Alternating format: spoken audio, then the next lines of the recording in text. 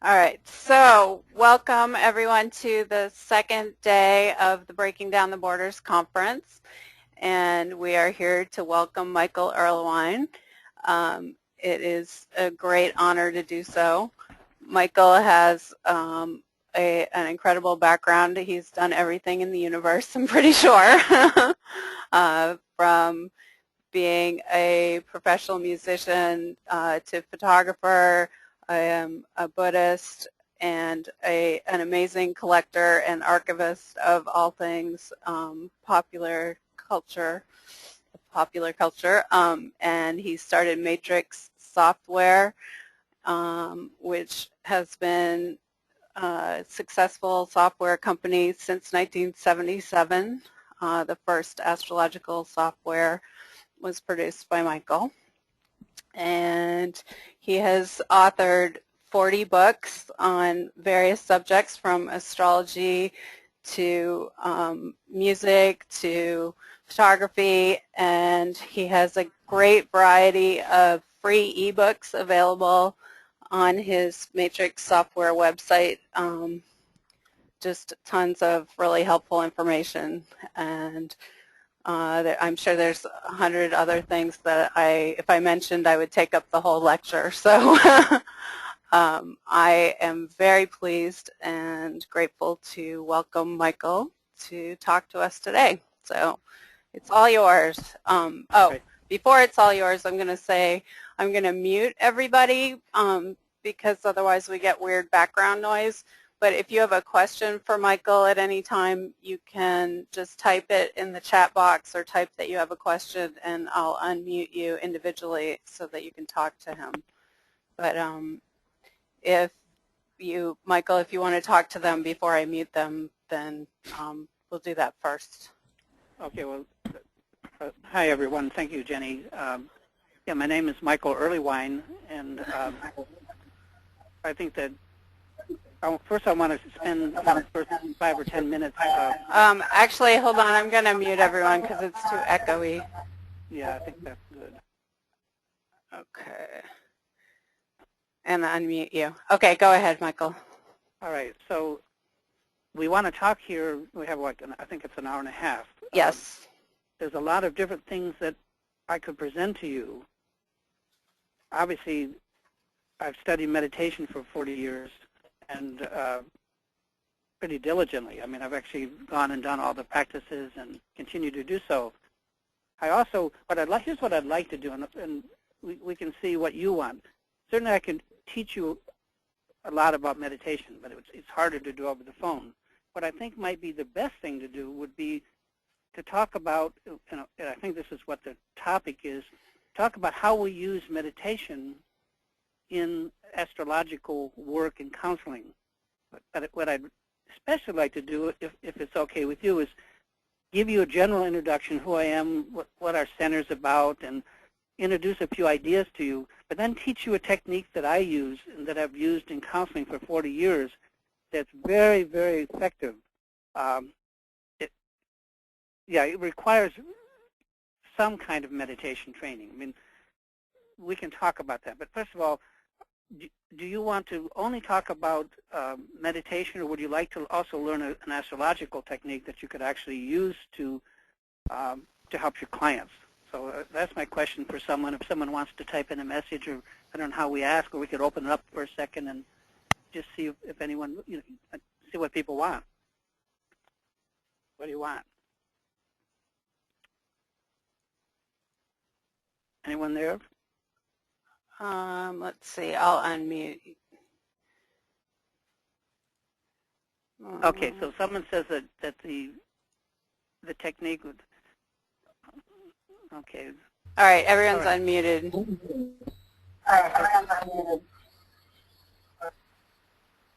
Yeah, it's hard to hear anyone. It sounds like an echo chamber. But all right, I'm muted. Hold on. I think that, the chat box is better. So I'm going to go ahead, right, Jenny? That's fine. Yes, with you? You can go ahead.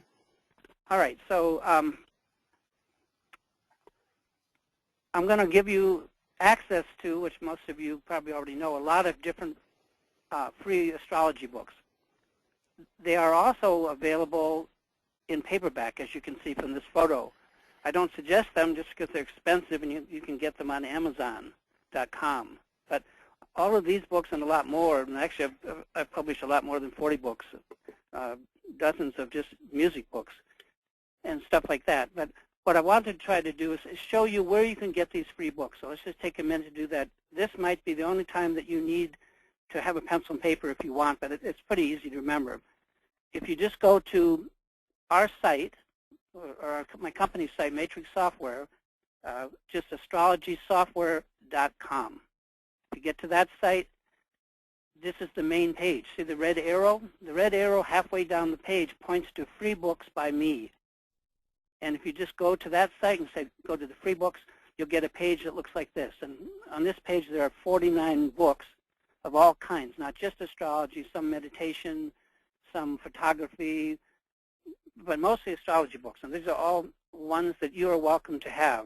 And all you have to do is download them as PDF files and read them. And if you have to have them printed, then of course I can't offer them to you free because it doesn't work like that. And you just have to buy them, but they're really expensive. And I'm learning just to read stuff in ebooks myself, even though I'm not used to it.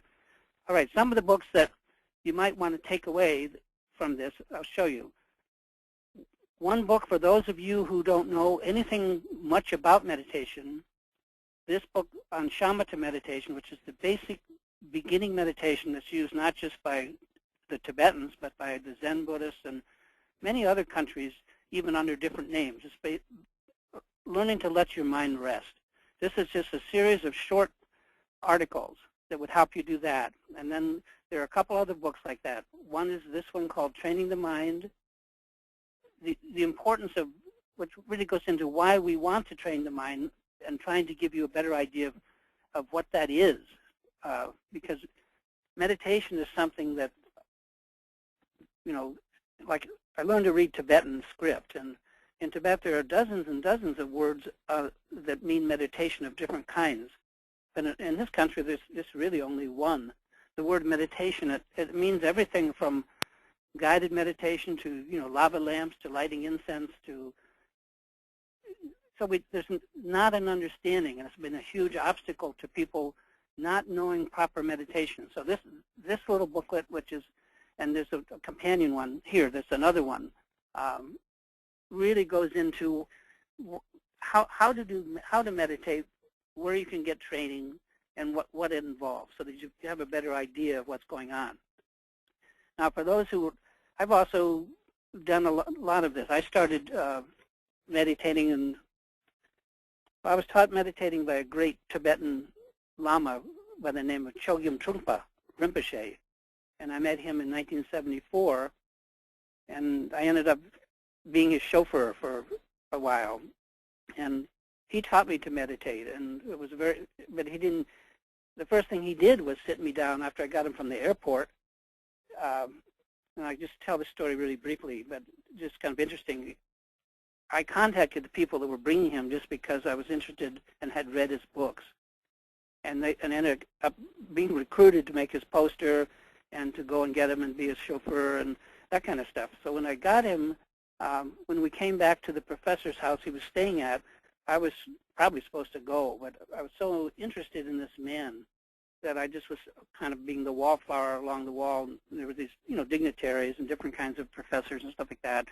And I thought, well, I'll just hang out, but I probably should leave. But suddenly they all left. They all left to go tour the University of Michigan campus. This was in Ann Arbor. And I was standing at the side, letting everyone go out because I was trying to be polite. And as I was leaving, he says, no, Michael, he says, you stay. And so I was the only one with him for about an hour and a half or 2 hours. He took me in a room and sat me down, and he taught me to meditate. But he didn't say, I'm going to teach you to meditate.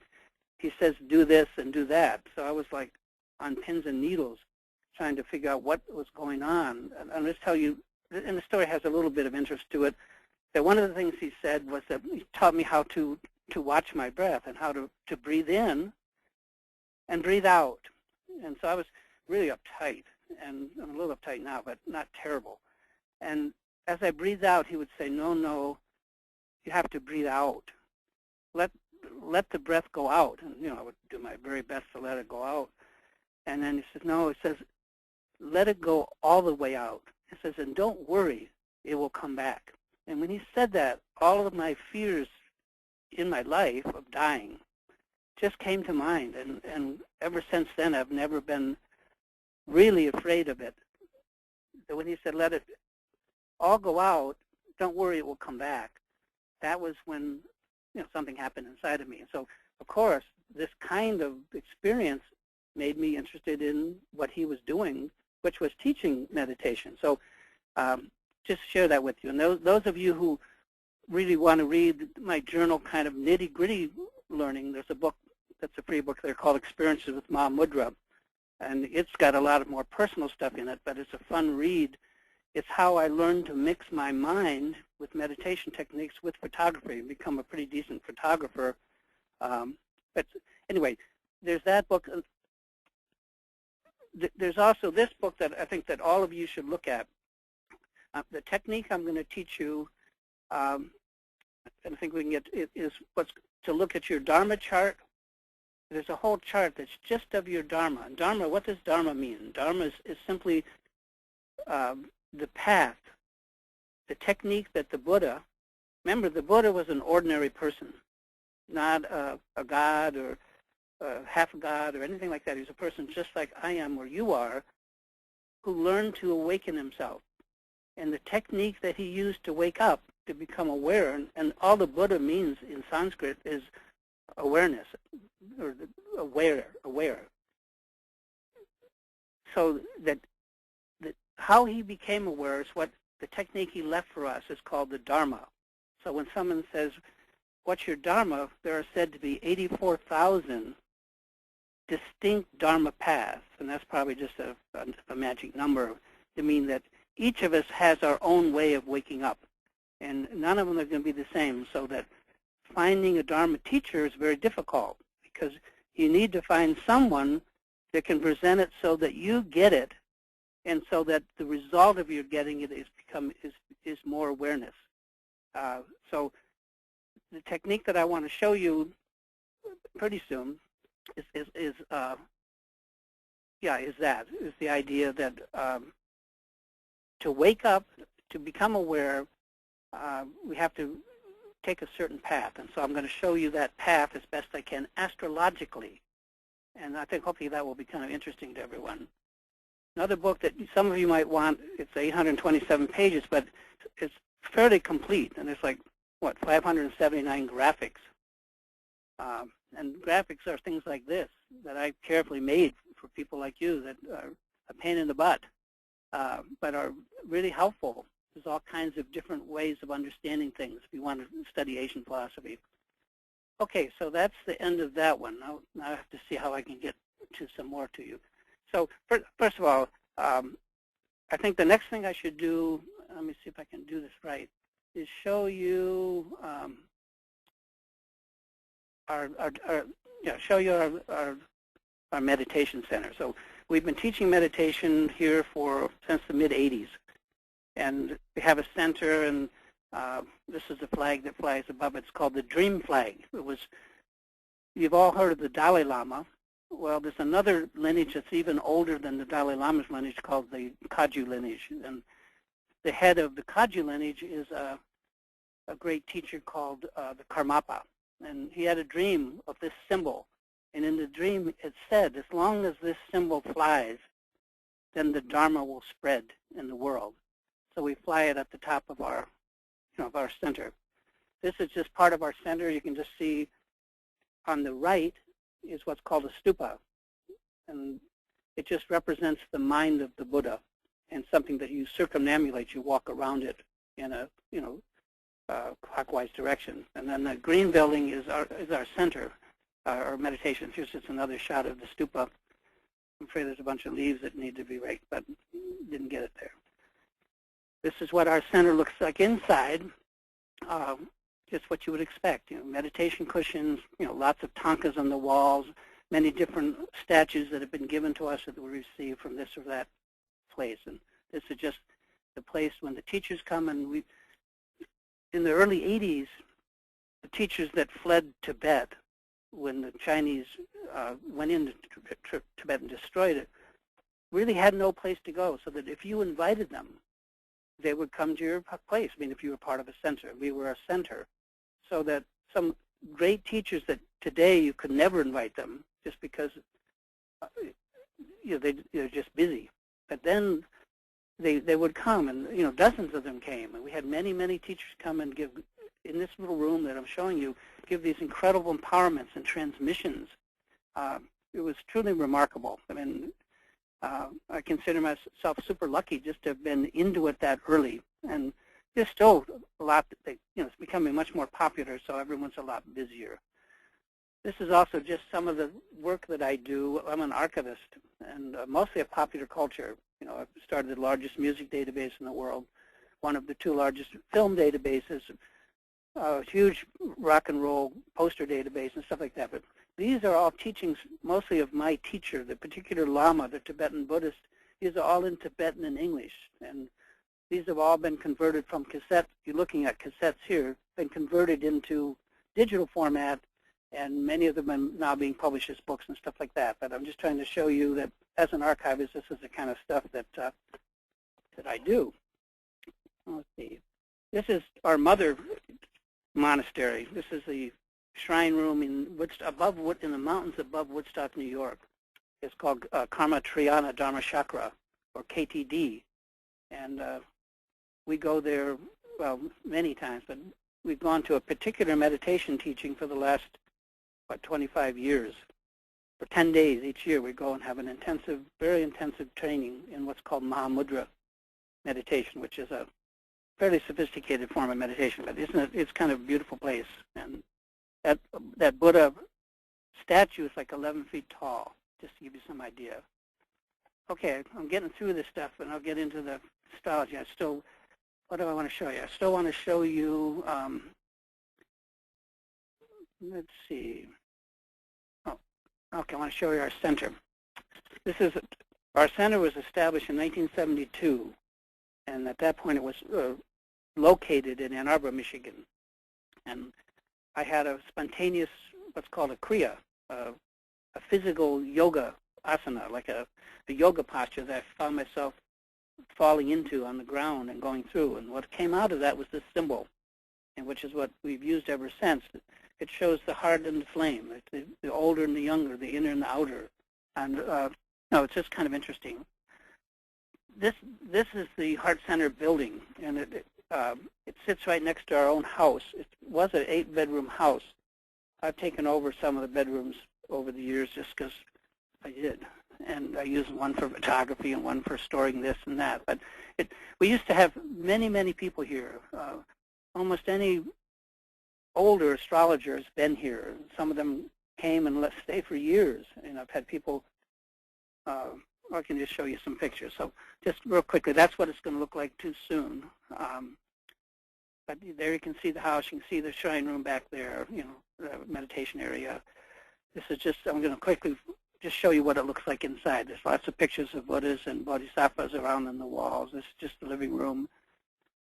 The dining room, one of the bedrooms, this is where all the great Rinpoches stayed. This is the Rinpoches. These are all Tibetan Buddhist books that are around there. And then any Rinpoche would stay in this room. These are just, so we had 36 different conferences. You're looking at, on the left, Michel Gokhale. And behind him is Charles Harvey, who was the head of the British Astrological Association. And the next one is Alwa, who's the head of Astrodeans, and I think this is Ken Ritchie. But people you're not seeing are people like Rob Hand, who was in the water, or Lee Lehman. We all went tubing together. We had all these events for many years. This is Bob Schmidt and Ellen Black. They came and stayed at our house for 2.5 years. And it was after they left, and Robert was a physicist, mathematician. And he and I had incredible long talks on astrology, and he became an astrologer and started what's called Project Hindsight, mostly working with Greek and Latin texts and stuff like that. So there we go there. Now I'm trying to see what I want to do next. First of all, are there any questions so far? You could just type some messages and let me know. I'm all, this is the introductory stuff. It's pretty much over. Any questions? Meantime, I'll start. Okay, I don't see any, but just go ahead and type them. Can everyone, first of all, are people even hearing me? I have no feedback here. Yep, you're doing great. Okay, we're doing okay. Okay, I'm going to go on then. All right. Now I'm going to try to introduce you to the Dharma Chart, and this is going to maybe stretch your mind a little bit. Hopefully not. What we're looking at here is my natal chart. So this is the chart that when I started astrology, there were no computers. There were no home computers. There weren't even any 4-function calculators. That everything was done with, and maybe some of you are that old. I'm 71. We did all our charts by hand with pencil and paper, log tables and books. And I did it professionally for, my brother opened a metaphysical bookstore in Ann Arbor in 1968 called Circle Books. I kind of did I did all the charts, and my wife, Margaret, did all of the charts for years, and I taught classes there. And this is the chart this is the chart of me. This is the one that, and I noticed, I tried to figure out, like I had nothing whatsoever in the eastern side of the chart. I had the northern node conjunct Neptune conjunct the midheaven, exactly, and everything else to the west. And then there's that Moon, Saturn, Uranus conjunction. You can see they're 3 degrees apart, but in azimuth, that means if you walked outside and looked at them, they were lined up within half a degree of each other, all less than 30 minutes in perfect conjunction. So that would be what is called azimuth, where I developed a technique called local space, and called it local space. And it's a different way to look at your birth moment, but that's not the one we're going to talk about now. Instead, and I don't use the wheel of houses anymore, except just when I want to. I look at almost everything in what's called the 360-degree wheel, and this is just just a screen grab from showing that same chart but laid out. And again, look at the empty space in that chart. Something to know that whenever you see empty space, whether it's a geocentric chart or heliocentric chart, what this means is the need to fill that space, the need to know all of those signs. Look at all the signs from Libra through Pisces that I don't know by birth, because everything I have is from Aries to Virgo. So anytime you see great gaps of empty space in the zodiac in a chart, what that tells me is that the person has a lot of drive, a lot of urgency and push to know or to be known. And it is true, this represents, and let's talk about what and this will take a minute or two, but this is like really important. And I've tried to talk about it for 40 years or 45 years, and not many astrologers listen because I don't know why. But let me try to explain it to you. The geocentric chart, 400 years ago, astrologers were astronomers, right? And astronomers were astrologers in almost all cases, not in every case, but mostly people like Copernicus or someone like that were both an astrologer and astronomer. And then Copernicus pointed out that, you know what? Everything doesn't revolve around us. It doesn't revolve around the Earth.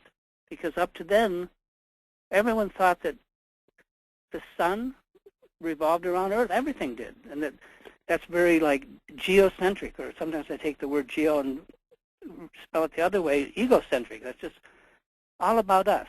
But Copernicus pointed out, no, it's not all about us. Actually, we revolve around the sun. Well, this would cause a huge separation of astronomers and astrologers, because that was the introduction of the heliocentric chart, which we're going to get to in a moment. Until then, everyone used the geocentric chart, and that was the standard chart, and we still use it today. But astronomers took both charts. They always have used, from that time and today, both geocentric charts and heliocentric charts. It's the way they put people on the moon or send a thing to Mars. It's not done from the Earth's point of view only. It's being able to look at the whole solar system. And what I would have you think about, and this is something that I try to explain, is that the traditional geocentric chart that you and I have used is nothing more than a snapshot of what? Well, it's a snapshot taken from the Earth angle, point of view, perspective, and the Earth is very close to the Sun relative to, say, Pluto or Uranus or something like that. So it's a snapshot of the solar system itself. It's not a snapshot of Earth. It's a snapshot of the Sun and the whole system. So if you want to know what it is we're taking snapshots of, which in your birth chart is a snapshot of the solar system, don't you think it would be a little bit helpful if you also looked at a picture of the whole system that you're taking photos of? And that would be the heliocentric. And, you know, I'll be darned if I can get people to really take this seriously, but you should. Here's my heliocentric chart. Now let's go back for a second. Wow, there I am with one great big hole to fill, and the idea of, but here are much more balanced. This is my heliocentric chart. And when I first I discovered it because I was doing programming astrology, and an article was done for Red Herring magazine some years ago, and they pointed out that Matrix Software, my company, is the second oldest software company still on the internet. And the only older company is Microsoft. So I'm a tiny company, they're a giant company.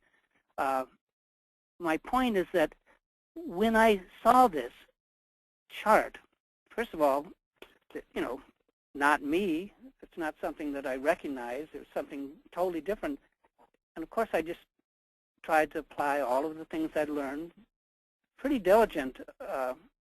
I'm pretty diligent about, I'm pretty thorough. I mean, good grief. I mean, I supervise and all recorded music, all films, and every cast member. What kind of anal, obsessive, compulsive kind of stuff is that? So I did the same thing with astrology, and maybe later I'll show you some pictures. You know, have the largest astrology library in the world. I think it's the largest.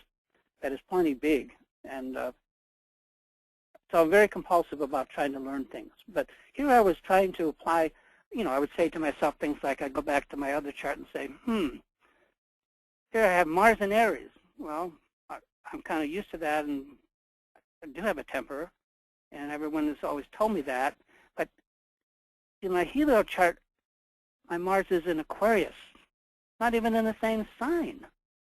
So that was how I first began to look at the helio chart. So I said, well, maybe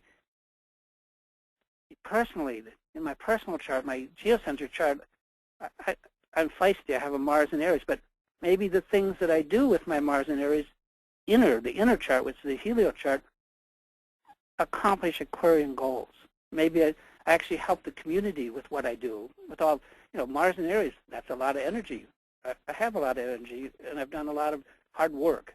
So maybe that is benefiting a community, which would be my way of looking at Aquarius.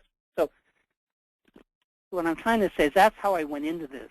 But after a while, I stopped doing that because the heliocentric chart is a Dharma chart. That means it's not. So let's just back up and say the geocentric chart, as I understand it, and this is only all in my opinion, and we can all disagree about it, is a chart of our personality. It's a chart of how we personally are in the circumstances in which we wake up in our life and find ourselves living and having to live life. So the standard geocentric chart represents our circumstances in which we find ourselves. But who is it that finds this, that wakes up, that becomes awakened like the Buddha? And that is what your helio chart will show you, who you are. It would have been what Carl Jung would have called an archetype. Maybe a more popular common word would be tribe.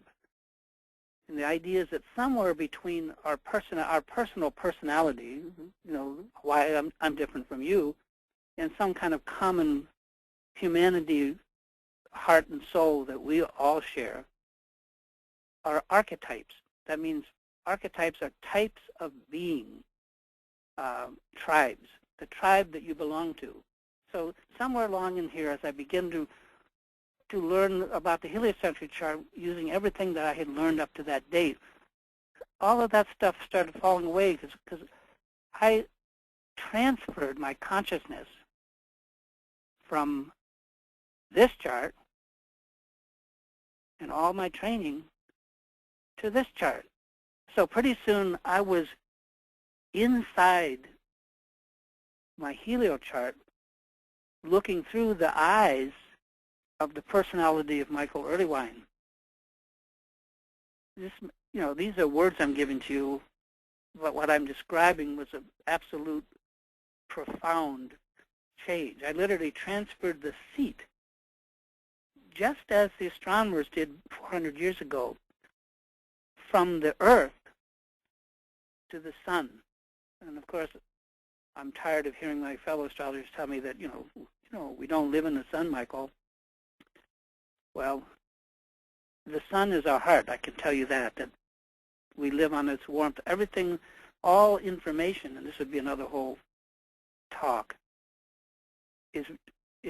comes to us from the sun, through the sun. And that's why I'm a big proponent and studier of solar flares and all solar activity. I've written a lot about it. And if you haven't taken a look at my books on solar flares or on eclipses, it's not technical. It's all about what does this stuff mean for us? What does it mean to go through a double eclipse like we just got done with?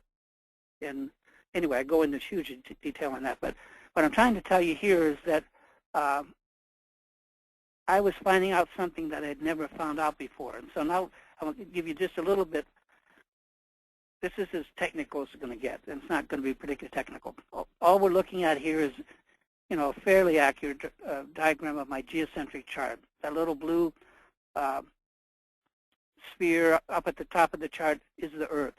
And you can see the Earth sees the red ball, Mars, somewhere in Aries. Actually, it's not marked right, but it should be slightly into Aries. But the thing is just not equidistant. It's not set up right. Now, the heliocentric chart sees Mars in Aquarius. So it's very different, that little ball in there, from looking downward from above at these very steady motions, no retrograde, no moon, no houses. It represents, and this is, you might say, well, Michael, how is this connected to meditation? It's connected because resting in the nature of our mind, if you want a chart of it, I was a musician, and I played music for many years. Iggy Pop was my drummer, I think we mentioned, and I played music with Jerry Garcia. I opened for Cream in San Francisco, all kinds of stuff. So I had a lot of emotional experience, and so to me, astrology, even though I'm always labeled as a technical guy because I can do that, that's not what I'm about. I'm totally about oracular stuff. To me, astrology is just a complex oracle that allows the universe to speak to me if I will listen. And meditation and awareness is all about learning to listen and learning to let the universe speak to you. It's already speaking. We just can't hear. But we don't bother because we are constantly distracted by all the stuff that we run around doing all the day. And so that part of meditation doesn't involve giving up what we do, but it does involve letting our mind rest so that despite the distractions, the real message of life is coming through to us and we are able to hear it. One of my first Dharma teachers would say to me endlessly, and it drilled into my mind, says, Michael, and he was talking about me, if you spend all of your life in a sideshow, the main tent is going to be gone. He's talking about a circus as a metaphor. If I spend all my time in the sideshow, in my distractions, and the main event, which would be life itself, won't even be there. So here I'm trying to introduce to you that there's an empowerment that takes place if you can be open to looking at your heliocentric chart that isn't just an intellectual exercise where you say, oh, now my Mars is in Aquarius, and my Mercury's in Pisces, not in Cancer, and Venus is in Virgo, not in Leo. This is a profound change that's available to us that astrologers haven't taken in, 400 years. Astronomy, the study of astronomy and botany are the two oldest academic disciplines. So those astronomers did something right because they're all making a lot of money, a reasonable amount of money, and very well positioned in society. Astrologers, at least in the West, in this country, and I've known we've had 30,000 customers or something. I've known a lot of them still struggling. Now, is it always the fault of our society that we're not, but like if you go to Tibet, astrology is totally accepted. All the Rinpoches use it 100%. If you go to India, it's the same story. So what's the problem? Why are Western astrologers struggling? And you can all say, well, I'm not struggling. Trust me, it's tough to make a living as an astrologer. I've done it. I started with nothing and taught classes, and probably like many of you did readings for a living for many, many years. And I still do a lot of readings. I don't charge for them anymore, but it's mostly like extended friends, endless people that need some kind of direction, which is what astrology is good at bringing. Okay, so my point is that it would be nice if astrologers, for all of their sensitivity and kindness and wanting to help people, which they do, we are, would take this empowerment, which astronomers got. We should get it, and I've done it. I've gotten it, and it's helped me be successful because I moved the seat of my consciousness from just a personal viewpoint inward. And at the same time, all those years I was using my geocentric chart, trying to plumb and get from it the deeper. And you can pull a heliocentric thing. It's a very sophisticated mathematical transformation, but you can transform the sun out of a geocentric chart. It just is way beyond what any of us can do. How much easier just to use an alternate chart. And one isn't better than the other. The only reason I'm talking so much about the helio chart is because it won't be, no one's talking about it. And once you said, okay, Michael, I got it, I wouldn't be talking about it. I'd say, well, it's best to use the heliocentric chart for this and the geocentric chart for these kinds of questions. And then the two together are like two different perspectives, two different views of the same birth moment, the same exact planets, the same second in time, but just from a different viewpoint. Like, remember the old thing about all the blind guys feeling parts of an elephant, and they all describe what they're feeling differently? Well, it's a little bit like that.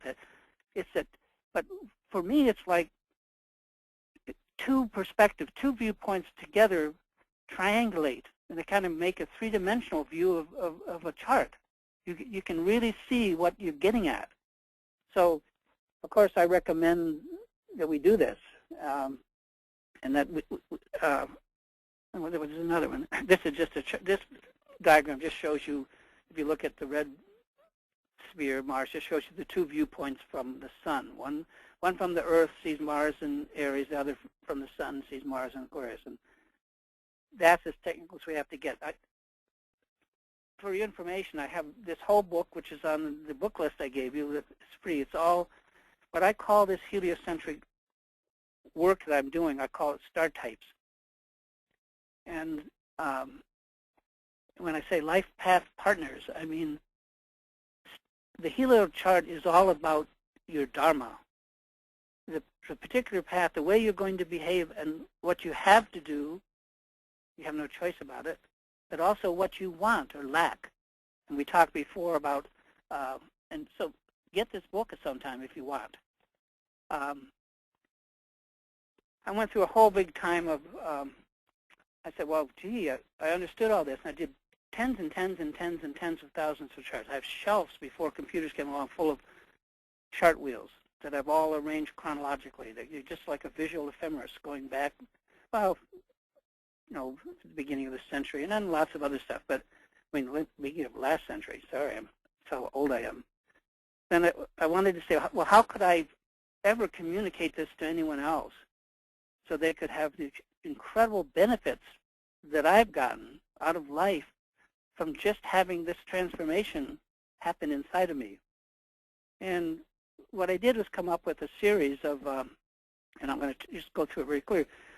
I made a series of little cards, and they're not great art, but each one of them, I began to realize that it wasn't where Mars was that was so important about the helio, or where Mercury was. What was really important was what the whole chart patterns were like, how they all form together. Like this one makes, a grand trine. You all recognize a grand trine, but look how many bodies are involved in it. There's 1, 2, 3, 4, 5, 6 bodies are forming that trine. That's a big trine, and look at the big holes in space. But look how balanced they are compared to my geochart, which is like totally unbalanced. Yin and yang, lots of activity in the first half of the zodiac, none in the last half.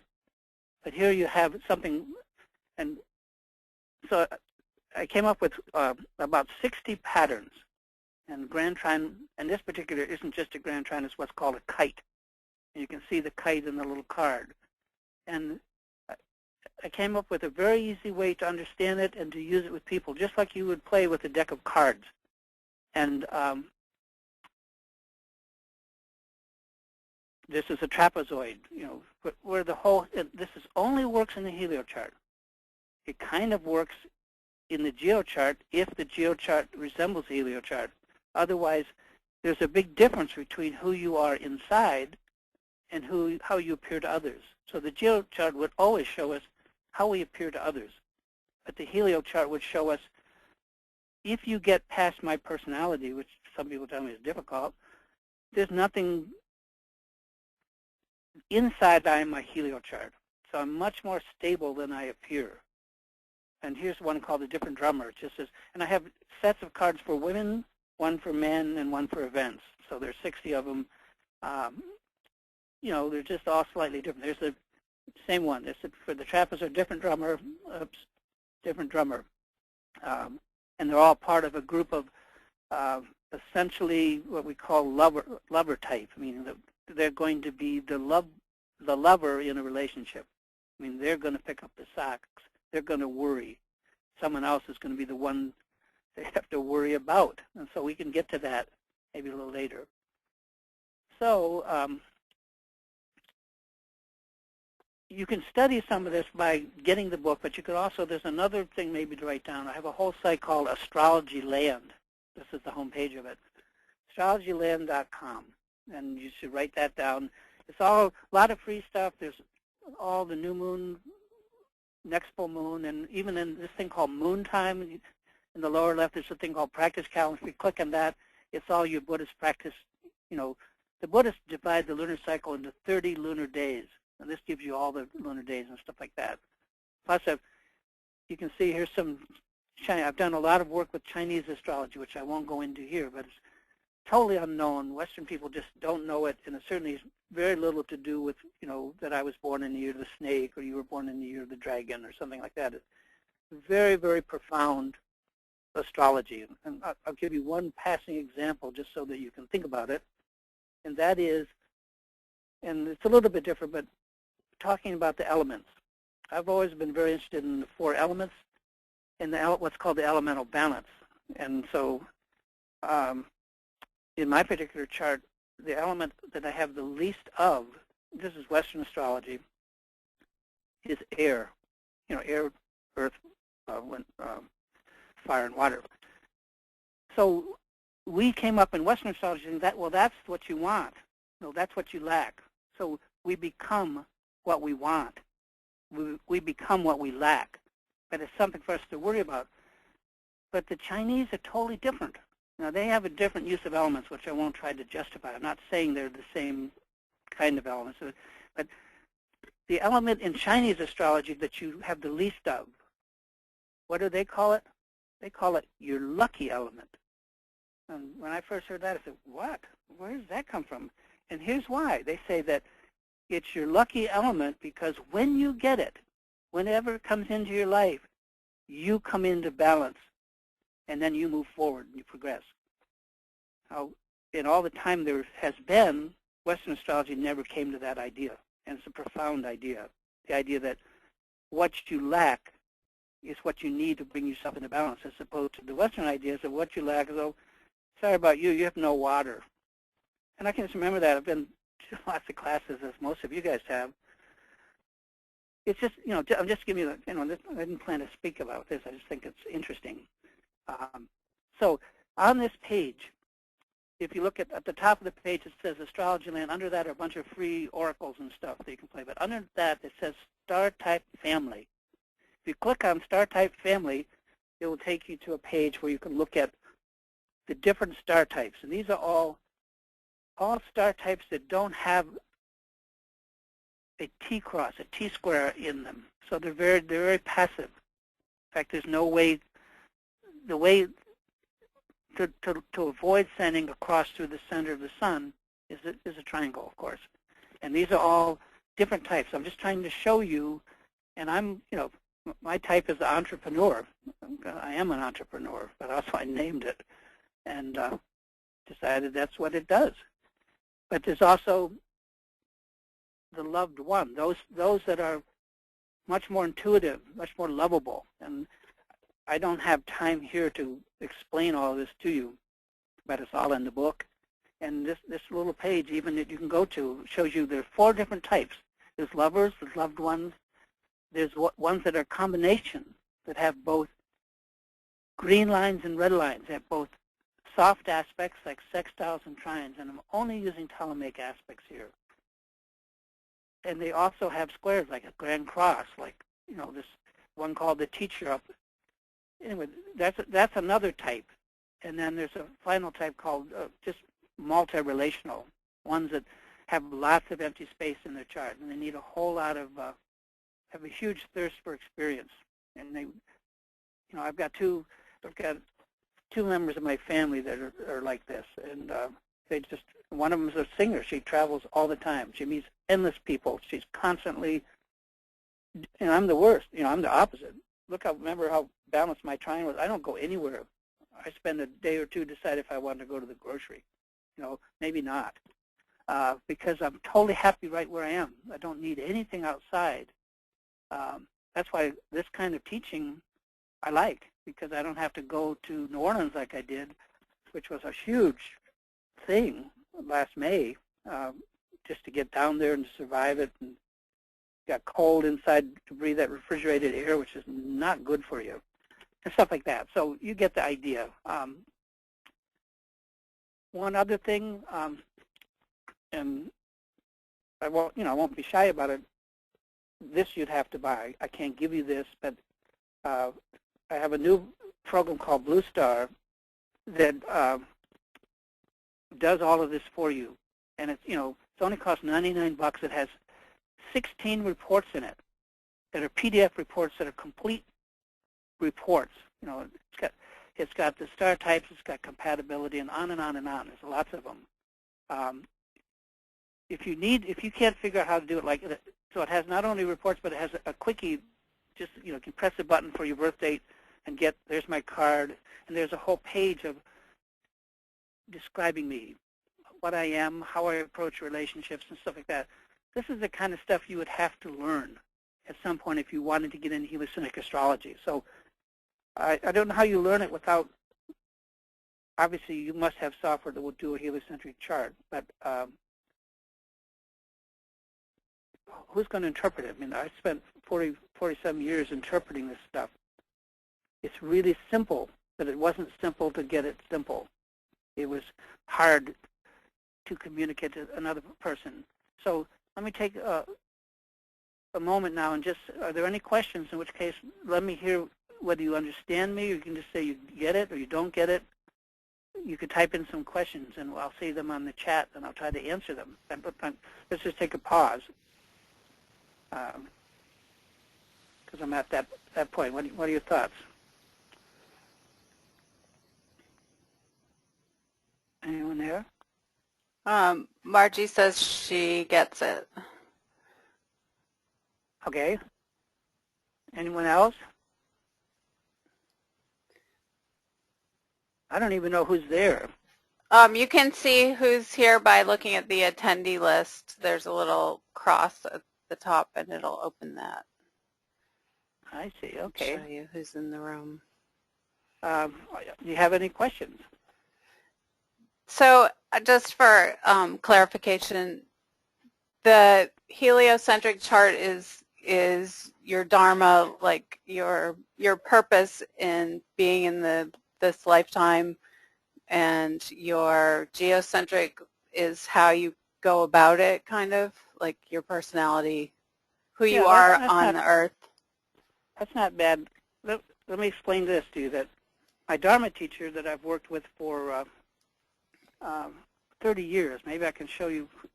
Let's just do that for a second. See if I can figure out how to do this. Okay.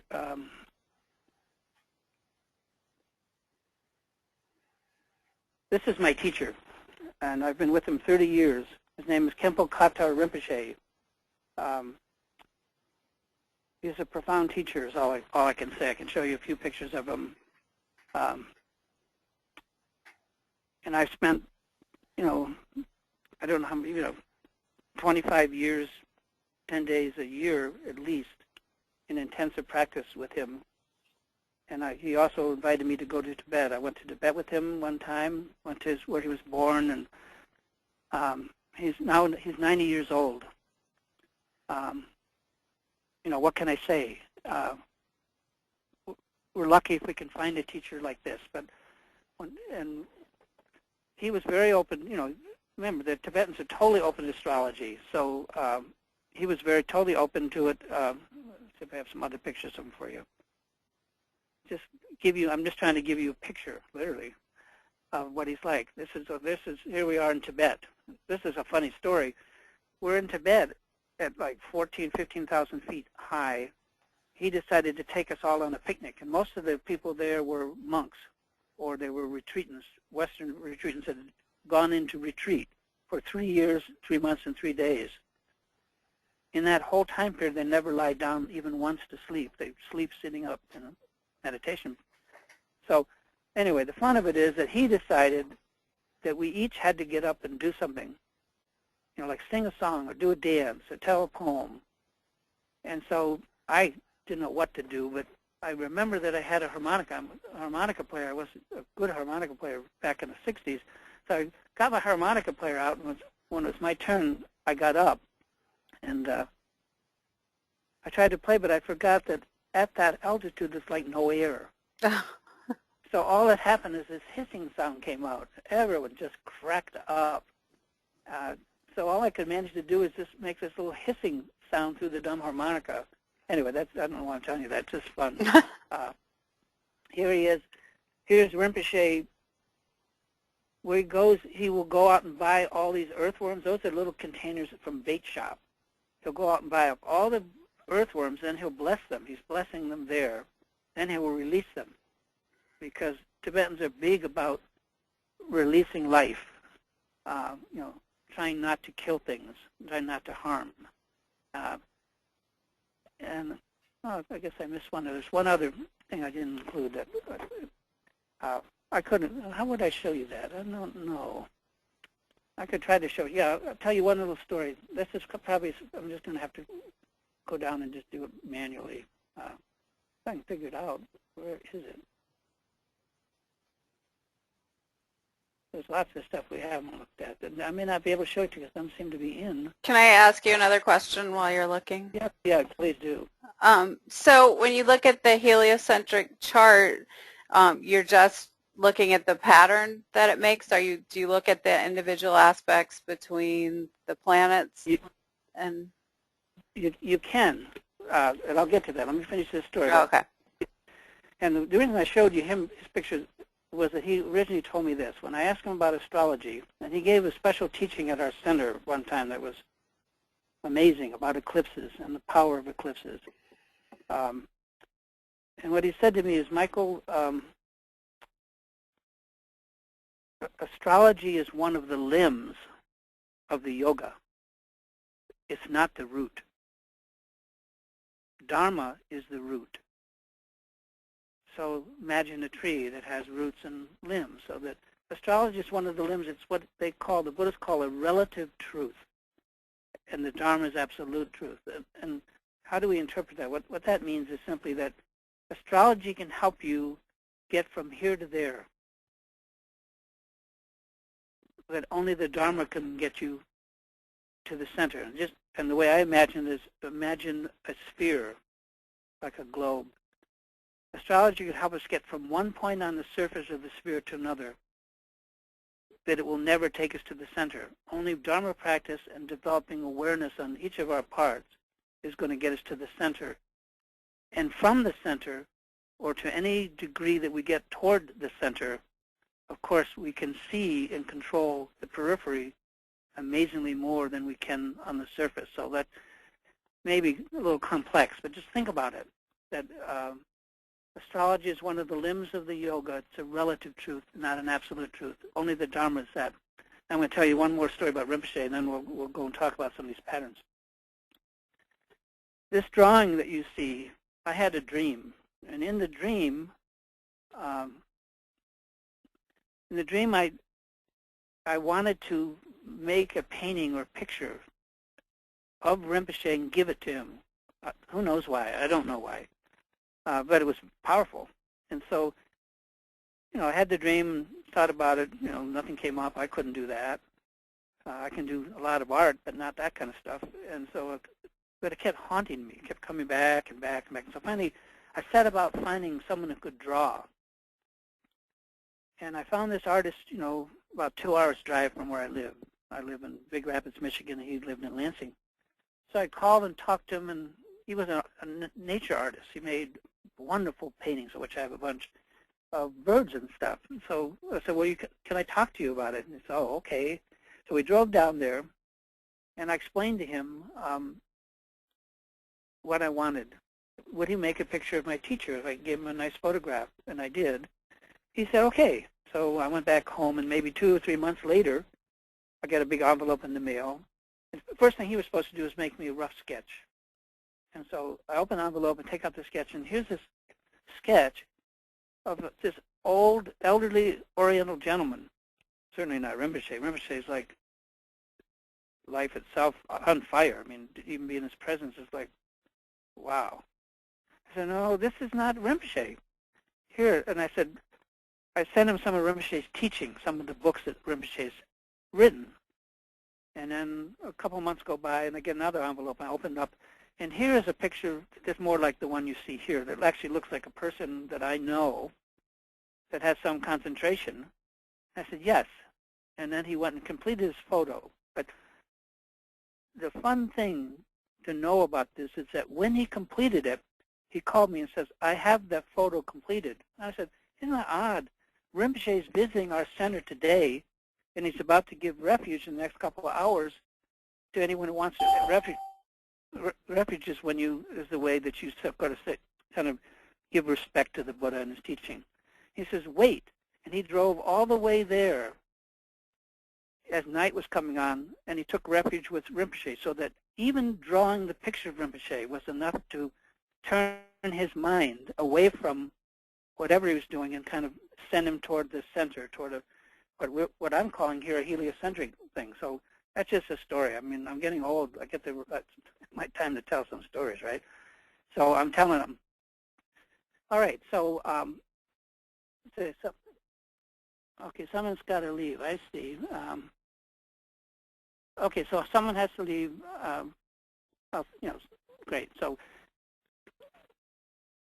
Jenny, did you have some other question? You're asking about. I was asking about how to interpret the heliocentric chart, whether you just primarily just look at the patterns that you see, or whether you actually look at the individual planets and their aspects to each other. or whether it's more of a broad view. Yes, and I tried to explain it, but I didn't make it clear. I started out doing just what you said, and I pointed it out by using Mars as an example. I have Mars in Aries in my geochart, Mars in Aquarius, and doing all that stuff. I did all the little shenanigans and techniques and tricks that I had learned over all the years. And by God, they all work. So absolutely you can go and do that with the Heliochart 100%. But what I'm trying to communicate is that after some time, I realized that I was discovering myself, but I wasn't the self that I was discovering wasn't just Mars and Aries, it wasn't just what you just said, and I did the same thing. I was just sort of saying, I got out all my tools and, went to work as an astrologer. This is what I know. All I know was coming from that geocentric point of view. That's who I was, and that's the only astrology I know. And then suddenly, basically, I was being transformed. I was suddenly moved to understand that, gee, I'm not that. I'm this. And that from my heart, and that this is what I was always trying to get out of my geochart all these years. Sure, I love the personality, the circumstances and stuff, but really what I was about is spiritual development. I wanted to learn spiritually. I wanted to grow spiritually. I wanted to become more aware, which is what meditation is all about. And if you want, and so your question was then, how do you, yes, you study it, and I think I mentioned that I have there are, I'll just go to get to them. Oops, okay. There are 60 different types. Obviously, I can't even begin to talk about You did mention that. I was just wondering, along with that, if you did this other thing too. I understand now. Yeah, but what I'm trying to say is that these archetypes, these what I call star types, are profound. That's all I can say is that this is, if you can, I've done many, many readings, as probably many of you have. Often a person will come out of a reading, we've never even thought about what their sun sign is, and we've never even looked at their geochart. And I looked at it. Because what they were getting from learning to interpret the heliochart was so meaningful to them. This is what they had been looking for, and they immediately understood this. And especially, it's especially good for compatibility. There are three kinds of counseling I feel I'm pretty expert at.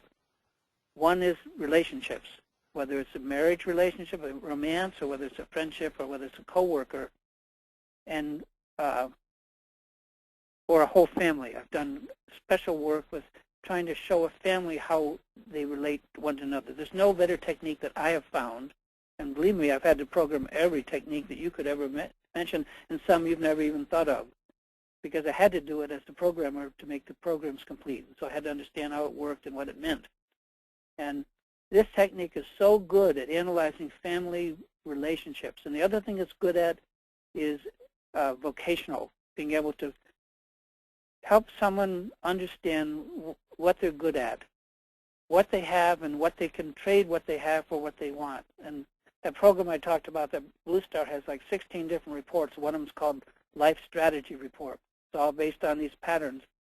And it shows you how to take what you've got and exchange it for what you need so that both sides are happy. And there's another report in there called Life Path. It's all similar in the sense it's about vocational. And then there's another one that does, as I mentioned, either love relationship, friendship, or co-workers. But everyone says their techniques really work. I'm one of everyone, so I say this really works. But also it really works. And I'm in the process of doing some of you might even be interested in this, is that a group of Hollywood people want to take this technique I'm telling you about, this Dharma Chart, Karma Chart, public, and they're going to do an infomercial in the next month or so here, and they're going to fly in like 10 astrologers, like people like yourself, to be interviewed on, live camera stuff working with these techniques. And then they're going to make probably a horrid infomercial, but it will be something you see late night TV and stuff like that. And it, you know, it might be interesting. I mean, I think I will make it interesting because it looks like this is a doorway for this technique to really get out to people. Astrologers have not looked at it. They could care less. I'm sorry to say, I wish they could care more, but they don't. And maybe we have to go, just like Obama's going around Congress to try to reach people, go around the astrologers and just satisfies people's need to learn about themselves in this wonderful technique. And I'm not taking anything away from all the wonderful techniques out there. I use them too. I'm totally a geocentric astrologer, but I'm also able to look at the heliocentric astrology and that idea. Now, another question I might have for you guys is, I've shown you this technique very roughly in a short period of time. Remember, I spent, 40-some years on it. Have you heard enough about that? Does anyone have any technical questions about meditation or why we meditate? Or would you like some general guidelines? Another thing I could talk about is one of the most profound and simple, the way I got into Buddhist meditation and Buddhism was through something called the Four Thoughts. I came across them a long time ago. They're called the Four Thoughts that turn the mind. I mean, what it means is that there are four thoughts that turn our mind away from the rat race sometimes we are in and actually help us progress. I could talk about that. We have maybe 15 minutes or so, or do you have any questions? And then we could decide how to use that last 15 or 20 minutes. Any thoughts?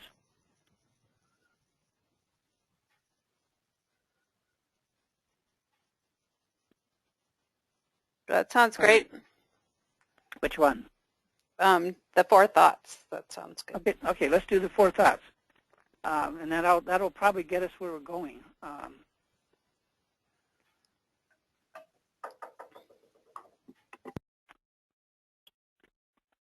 And I'll tell you the story of it. We just about have enough time to do this. At the beginning of this talk, I talked to you about when I met Chogyam Trungpa Rinpoche, and that I had made the poster that advertised his coming to Ann Arbor. This in 1974, February. On that poster was this image. I didn't know what this image was about. I just liked it. I thought it was, wonderful. It's a dragon flying in the clouds, and in each of his four paws he holds some kind of a jewel or something. And when Chogyam Trungpa Rinpoche was teaching me to meditate, when we were done, he had to go lie down because he was going to talk that night, was walking me to the door. As we walked to the door, we passed the poster on the wall. And this doesn't have the poster. The poster had print saying when he spoke and stuff like that, but this was the image. And he turned to that, and I told him that I made that. And he says, do you know what it means? I said, no, not really. I just thought it was great. He says, let me tell you what it means, that this dragon is holding four precious jewels, and he's flying. He can only fly if he can keep all four of those jewels in his paws. If he drops even one of them, he will fall to the ground. And these are what are called the four thoughts that turn the mind to the Dharma. The four thoughts that turn the mind away from just what we regularly do. I mean, good God, I've been distracted all day getting ready for this talk, right? So I'm not a stranger to distraction. But there are things that can wake us up, and it's totally a part of meditation. And it was these four thoughts, when I first encountered them, that made me become interested in Buddhism, because they weren't churchy. I'm not very religious as a religious person. They were like, hey, I already think that way. And so let's just go over them because they're worthwhile. That's the first thought. This is what the Buddhists teach. All branches of Buddhism teach these four thoughts. The first thought is that human life, your life, my life, is precious. it shouldn't be wasted. We want to be used up in some meaningful way. We don't want to just be wasted. So that, I had no trouble with that thought. I said, wow, that's, yeah, my whole life I was afraid that, as a teenager and a young adult, that I would just waste my life, that I didn't know what to do. I didn't have any guidance. I didn't have anyone. I had trouble. I never got out of high school because I didn't respect the teachers. I'm pretty much of a maverick, that I had taught myself from studying nature, that I was a naturalist at the age of 6. And so nature's laws and man's laws are not the same. You can break man's laws or twist them. That's what lawyers do. But you don't break nature's laws. They break you. You don't break the law of gravity. You don't defy it. So, but when I saw this, said life is precious. Yes, I wanted to be used up. So that's called the first thought. The second thought is impermanence.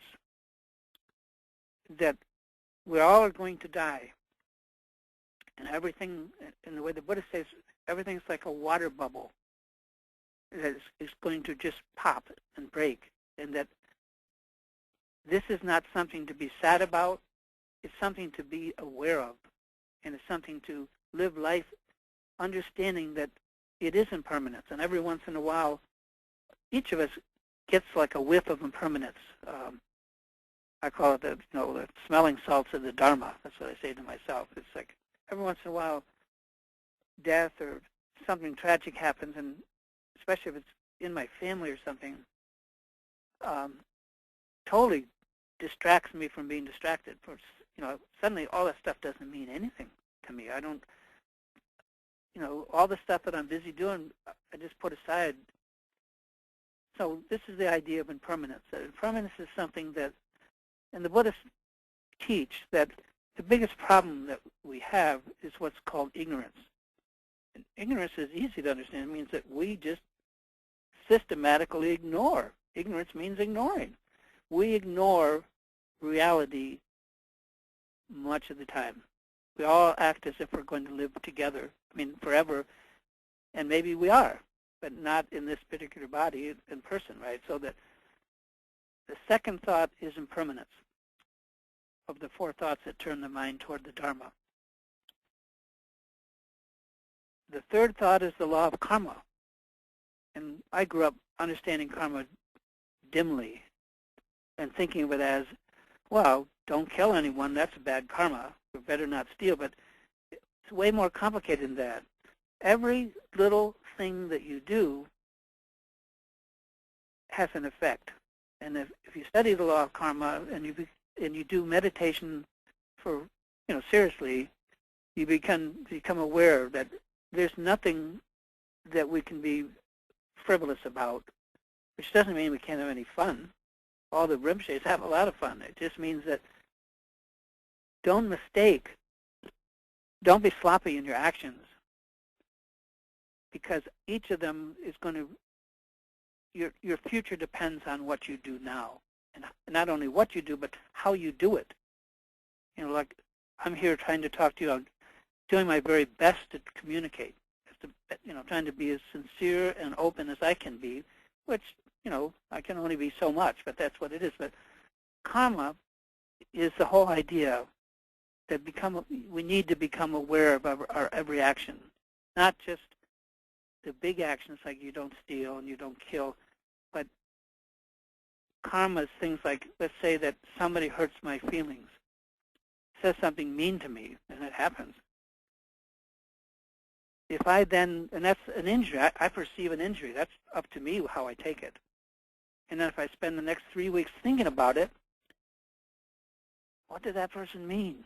Why did they, then I'm adding insult to injury. So karma is about the endless imprinting that we're making by going over and over in our mind something that's really we can do nothing about, like somebody saying something nasty. Buddhism meditation teaches you not to respond in that way, not to be offended, and teaches you how the law of karma actually works and how you can remove your karma only by stopping to dig these trenches in our mind stream by endlessly, imprinting over and over and over something that hurts our feelings or something. I can think about stuff like that for weeks. I'm just digging deeper and deeper track in the mind stream that someday in the future is going to have to come out. What goes in comes out. So that's the third thought. The fourth thought is hard to express, but this is the way I tell it myself. You will never get your ducks all in a row. If you've ever tried to herd ducks, you know what I mean. They don't herd. You're never going to get them in a row. And it's wishful thinking that you or I are going to be successful in gaming the system that we call life. So the Buddhists teach you that that's not an objective. That if that's your objective, that it's futile. And invoking this, the second thought of impermanence. That impermanence will overcome each and every one of us in our life. And so the Tibetans are really very much into getting your mind right, so that when we do leave this life and we go into what they call the bardo, we have some mind training, we have some awareness to take with us, and are not just terrified, etc. So that's a kind of a brief overview of what are called the four thoughts, and they're really responsible. I mean, it was because of them that I became interested in Buddhism, because none of them seemed like it was written on stone or was some kind of commandment for don't do this or do that. It was just like, this is how this works. Your life is precious. You don't have a lot of time, and you should use it wisely, and that you will fare. Impermanence is a fact, and so forth. So, there. Anyways, there you are. I think that if you have any last questions, we're kind of running down. We have a few more minutes, but I hope that some of this is interesting to you. I mean, it's certainly interesting to me. Any thoughts?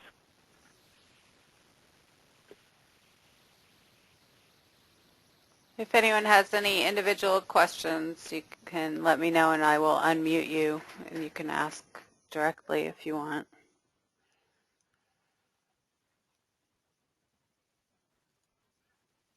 Okay, is everyone cool? I mean, it's a quiet group. That's all right. Would you like to show your contact information, your website again? Just let's see. one last thing to worry about. How do I do it? What was the page that showed where your ebooks were? Okay, let me see if I can figure that out. Let's see. Someone has a... Let's see. Maggie says it was really good, but she has no questions because you were very explicit. I'll just show this. The first time I went to Tibet, these are lamas dancing in the jungle. This book is also available. It's basically a book about culture shock, my culture shock and I'll tell you the story, and then we'll say goodbye. Every year I would go to Woodstock, New York. We'd drive 800 miles. In fact, I've driven to Woodstock enough to go around the Earth circumference 1.5 times, just going to that one teaching. So that's just one meditation teaching. And Rinpoche has many students, the one I work with, and we have 15-minute interview once a year, only time we see him. So I would always go, and I have been meditating, and I would tell him what I've been doing, and I would always say something like, Rinpoche, is there anything you want me to do?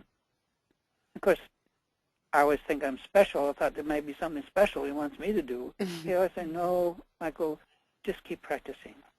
So it was always a little disappointing, but I always did keep practicing. Then one year, I said, Rinpoche, is there anything that you want me to do? He says, yes. So, wow, never happened before. And I said, what is it? He says, I want you to go to Tibet. To Tibet. And I said, Okay. First of all, you remember, I don't like to even go to the grocery store. The last place I want to go is overseas. And I said, okay, Rinpoche, I'll put that, I really wish someday I can go to Tibet. He says, no, I want you to go to Tibet now, within a month, and see His Holiness the Karmapa. Whoa. Okay, so we did. We had to get all these shots and visas, and I took my whole family except one daughter that was, having kids and stuff. And we went to Tibet. And this is the story of going to Tibet. And we went to meet this young man who, you've all seen the Dalai Lama. It's the 14th Dalai Lama that we have now. This is the 17th Karmapa. So it's older lineage than the Dalai Lama, and also the first reincarnate Lama in Tibet. And he was 12 years old when we met him, but he was like ancient. All I can say is just to be with him was like just incredible. And I wish I had more time to tell you about, because I would. But I figured that you can find me. It'd be better to tell you little stories like this than just to show you my address and stuff. Here's us then. This is me years ago in Tibet at 15,000 feet with my family. And if we look serious, it's because our minds are totally blown. There's my daughter May, who's now a pretty famous singer, and there's my wife in the background, and this is my son, who's now a photographer like I am. And there's me looking pretty geeky or whatever. But here he is now. Because I met him then, I got to be photographer with him twice when he's only been in this country twice, and I got to be the photographer that was with him during that time. And these are pictures that I've taken, or this one, just to give you some idea what he's like. Here he is surrounded by Secret Servicemen. They all had guns, and they kept their car running all night long just because he had to be protected by the government. Here he is at the dinner. Behind him is a painting of the 16th Karmapa, which I met in 1974. So I'd met his predecessor. How that works, I can't tell you, but I just thought I'd share a few images with you. He's very beautiful, for one, and being with him is amazing. Like when we were with him this last time, my daughter, second oldest daughter, was pregnant, and he put his hand on her body and blessed her, and she has produced this incredible daughter. That's my granddaughter. That's just an incredible being. So do I believe in all this stuff? I don't know if I believe in it, but seeing is believing. These incredible beings. And sometimes they come to this country. So I would encourage any of you that are more spiritual, but maybe not super religious. These guys are pretty cool. Anyway,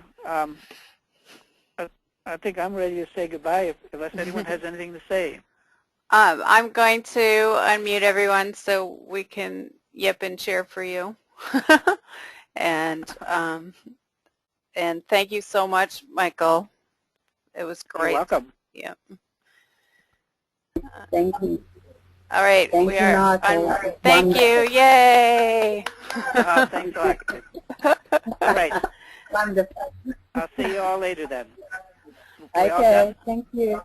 Okay. Take care. Right. Make sure All you right. read your comments in the chat box, Michael. People are thanking you there, I will. too. Thank you for everything. Thanks for helping out. Okay. Bye. It's a pleasure.